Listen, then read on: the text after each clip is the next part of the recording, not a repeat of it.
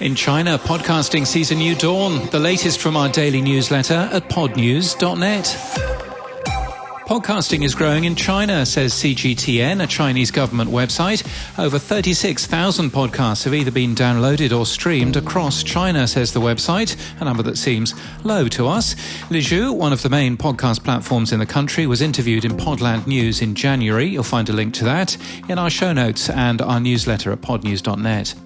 Media streaming software Plex has removed podcasts from its service. A company spokesperson said the podcast feature had, quote, light traction, although it was described by users as a hot mess and part of a trend of adding features that won't be fixed or well maintained. The terms for Amazon Music for podcasters have been updated. We're linked to all the changes. There don't appear to be any obvious change for us, although clarity that the service doesn't cache your podcast nor inject advertising.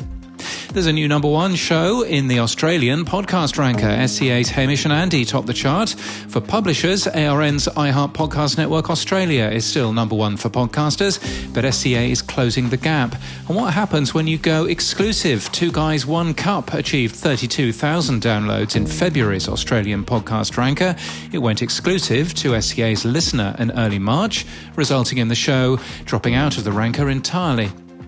One of the two podcast rankers in France has published its March figures. There's been a 10% growth in downloads year on year. Chose à Savoir is number one, according to ACPM. iHeartMedia has announced a podcast network for NFT characters, if you like that sort of thing. SBS has launched the first video podcast in Australian Sign Language, or Auslan. The show, Our Deaf Ways, is a series by SBS and Deaf Australia about everyday life as a deaf person and launched today, which is Auslan Day. In the UK, daily news podcast The Smart 7 is celebrating its second anniversary with 10 million network downloads and a new show, The Smart 7 Deutsche Edition, which will launch in Germany on May the 2nd. Stephen Goldstein has been teaching an NYU course about podcasting. He learned that not everyone thinks podcasting is a road to riches, but students are incredulous that the music business has failed to figure out music licensing for podcasts. Podcast sales house Podfront UK has been nominated for Sales Team of the Year at the ALF Awards. It's also received a nomination for Best Startup. Production company Listen has also received a nomination. The awards are given on June the 15th. Adweek has launched the Adweek Podcast Network with Acast. Do branded podcasts work well for older audiences? Jar Audio suggests the data says yes they do. While CNN is available on basic cable in the US, fewer than 10,000 people are using the new paid CNN Plus subscription service, reports CNBC. Axios reports that cuts are coming.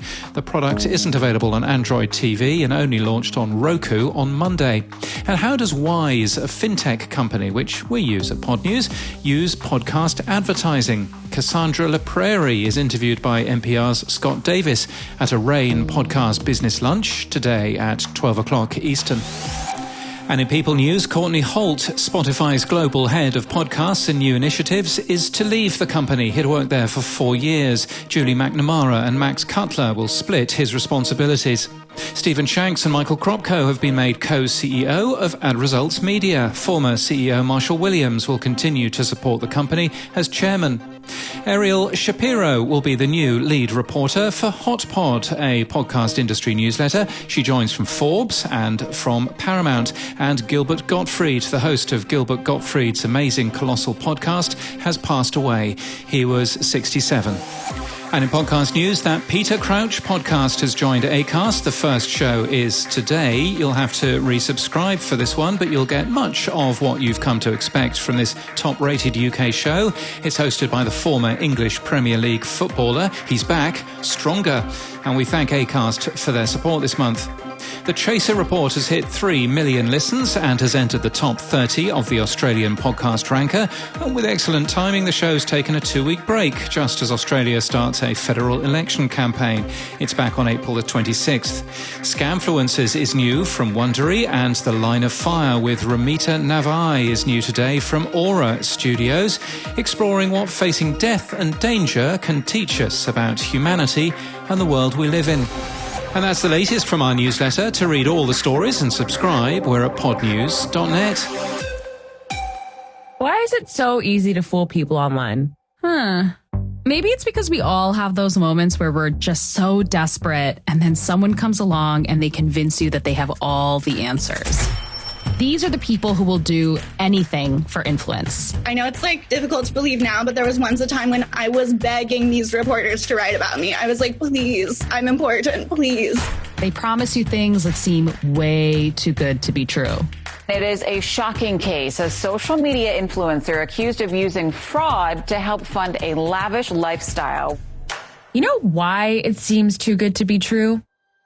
Because it is. A con man who swindled over $11 million by posing as a Saudi prince. Gibson has made it, except it's all a lie. She doesn't have cancer, never did. Often courting thousands of victims to believe that they are in love. And for running a $650 million Ponzi scheme. But tonight, we have the proof that this is a lie too. From Wondery, I'm Sachi Cole. And I'm Sarah Haggie. And this is Scamfluencers, where each week we dive into stories about the power of influence taken to an extreme. It's a show about schemers and con artists who will stop at nothing to get what they want. We'll ask, how far will someone go for money, power, and fame?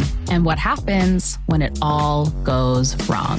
I apologize to anyone who feels like they got scammed from me. And for that, again, I am sorry. Scamfluencers premieres on April 11th on Apple Podcasts, Amazon Music, or wherever you're listening right now. Sachi, are we even qualified to host this podcast? Maybe this is the greatest scam of all. The village where I was with all of the fighters was encircled by Russian tanks. And then they started bombing us with helicopter gunships. There was this massive blast. I kept screaming, "Is there anybody alive?" And I would not hear anyone. They dragged us out and put us on our knees in a line.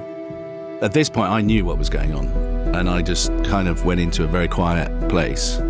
So we tried to explain that, no, we are journalists, we are coming. They said, no, we don't care, you're a journalist. The rule is simple, we'll kill you. Your head will be chopped just after 4 o'clock today. That is the moment, Ramita, that I felt, tasted and smelled death. From Aura Studios, this is The Line of Fire with me, Ramita Navai. I've been reporting on conflicts for nearly 2 decades. And in this series, I speak to fellow journalists about covering war and the life-changing moments of facing death. There's no room for fear.